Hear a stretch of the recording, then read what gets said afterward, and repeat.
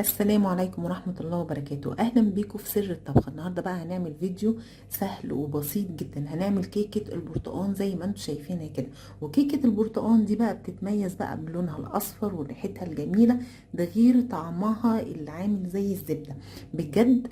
من أحلى الكيكات اللي انتم ممكن تعملوها. بصوا الكيكة قوامها عامل ازاي، هشة وجميلة ومرتفعة وسهلة زي ما بيقولوا كده، يعني ان احنا سهله جدا ان احنا نعملها، وكمان مكوناتها موجوده في كل البيت. بس قبل بقى ما نبتدي الفيديو بتاعنا، لو اول مره لسه بتشوفوني متنسوش تعملوا لي لايك وشير وسبسكرايب. يلا بينا بقى نشوف احنا هنعملها ازاي. اول حاجه هنبتدي بالمقادير بتاعتنا. معانا كوبايتين عصير برتقال، معلقتين كبار بشر البرتقال، معلقه كبيره بيكنج باودر، برضو معلقه كبيره فانيليا، معلقة برضو كبيرة خل، وعندنا رشة ملح، واربع بيضات، وكوباية ونص.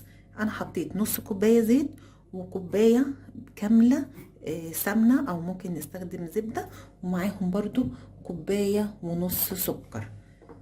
زي ما انتم شايفين اهي كوباية ونص سكر.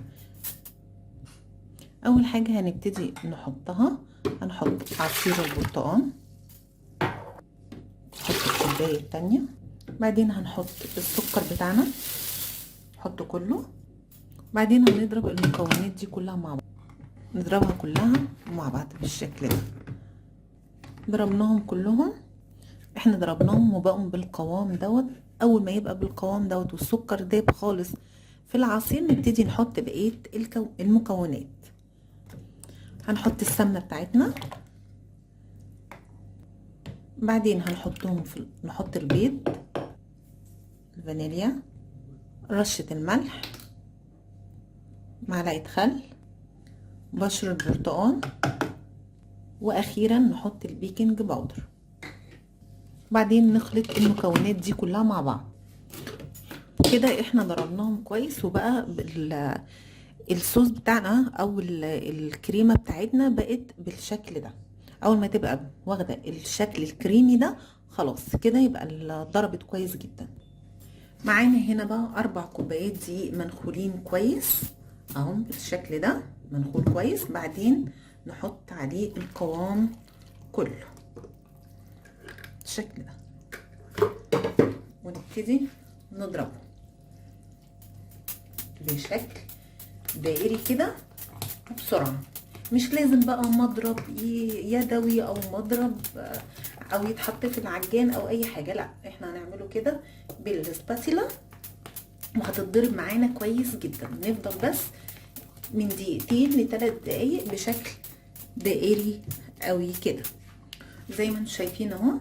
بصوا العجين بقى كريمي جدا وخلاص ما فيهوش اي تكتلات خالص، وفضلنا بشكل دائري كده. مهم جدا الخطوه دي، ومهمه جدا ان الكريمه بتاعتنا ما تكونش فيها اي تكتلات. نبتدي بقى نجهز الصينيه بتاعتنا. زي ما انتم شايفين هي نص معلقه سمنه كده، ونبتدي ندهنها بالفرشه السيليكون. نفضل ندهن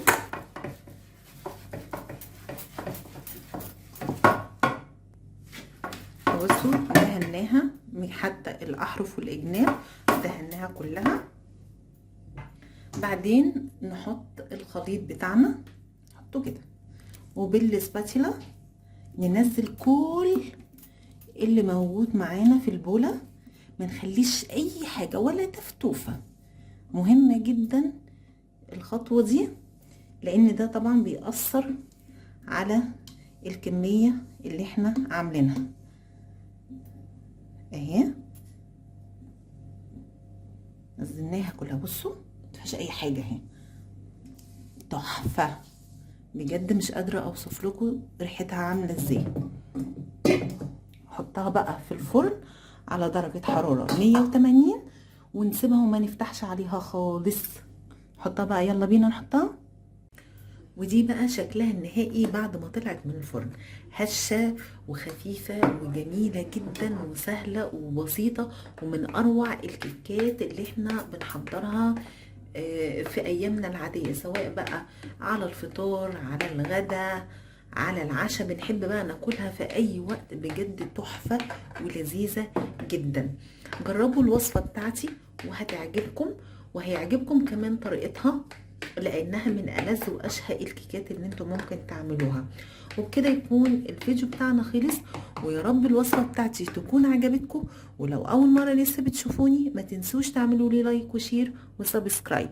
السلام عليكم.